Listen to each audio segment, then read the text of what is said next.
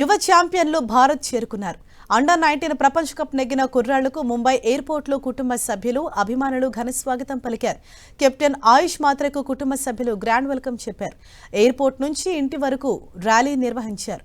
అనంతరం పూరుచెల్లుతో మంగళహారతితో ఇంట్లోకి స్వాగతం పలికారు.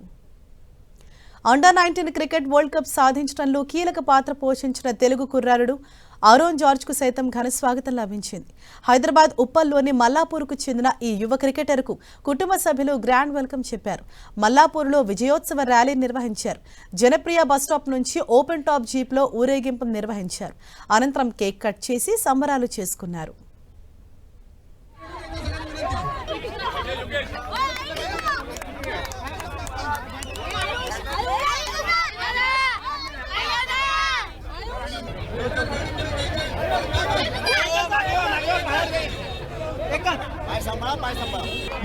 చాలా సాక్రిఫైస్ చేశారు, సపోర్ట్ చేశారు నన్ను.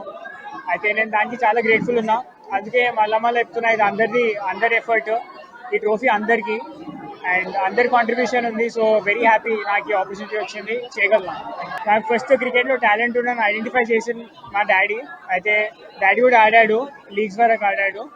అండ్ డాడీకి ఎక్కువ సపోర్ట్ లేకుండా అయితే నాకు చాలా బాగా సపోర్ట్ ఇచ్చాడు. అండ్ నాతో ఫస్ట్ నేను స్టార్ట్ చేసిన డాడీతోనే. డాడీ చాలా హార్డ్ వర్క్ చేశాడు నా కోసం, బాల్ వేసాడు చాలా.